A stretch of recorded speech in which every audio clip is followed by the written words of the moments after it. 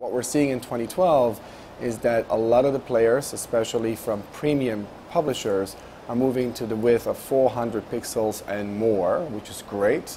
And in many cases, people are really getting the opportunity to see a full video now on their full screen.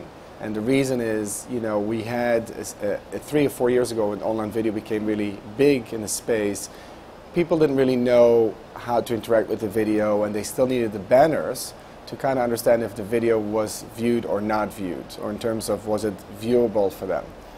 Today, people are much more comfortable in clicking on the video, liking it, interacting with it, engaging with it, and so it gives the opportunity to actually expand and use the full canvas for video.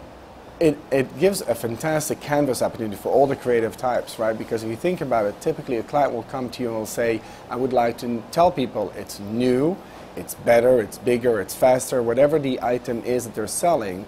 And when we know, people have a very short time span, so when they're looking at a message, it's very difficult to actually cram into a video asset for 30 seconds all of those messages. The beautiful thing about online video is that you can actually give the primary message, and if a person really loves it, they can actually engage with it, and now you can actually see a beautiful canvas that opens up, not cluttered, where you can actually give them a different message if they're looking at the form, or if they want to look at the price comparison, or if they want to look at different colors or different sizes. It gives the creative person the ability to now add all of those creative messages without cluttering the primary message. It's beautiful. And we're seeing a lot of creative people really liking that aspect. They have a lot of B footage, right, from the green room, and so this enables them to actually use that for those purposes. What we were looking for is to try to understand, do we see actually a difference between if a person sees it on a 300 by 250 unit, or do we see a difference when people are seeing it at bigger sizes? And in fact, when you're looking at completion rate of the video, if you're looking at engagement, and even metrics that we don't necessarily like to say click-through, we're seeing significant increases. In fact, completion rate, if you're looking at play sizes over 400 pixels in width, are 75% higher.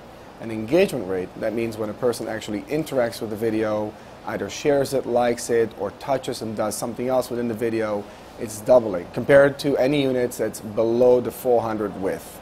The units that typically would fall within the banner size.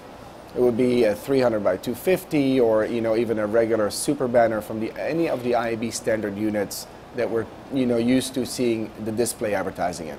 More and more media people as well as creative people are looking to really bring the science and the art of brand marketing together. And what I mean by that specifically is it's wonderful to actually show your message, but it's amazing if you can actually have people engage with it and see intent to purchase, a typical metric that people are looking for, increase significantly. And so what we're seeing is when we're looking at all of the campaigns, the two things that we saw over the past 6 months. One, content still is a big component of why a person will engage with the video. So when we look at all the signals from the Video Hub, that was the leading signal, the most important one. And the other component is that when we're seeing, if we're comparing a person just seeing the video versus engaging with the video, we see engagement rates of 8% delta, which means that people who are just seeing it, they have a lower intent to purchase versus people who are seeing and engaging with the video. And those were fantastic metrics for any advertiser to have for their brands.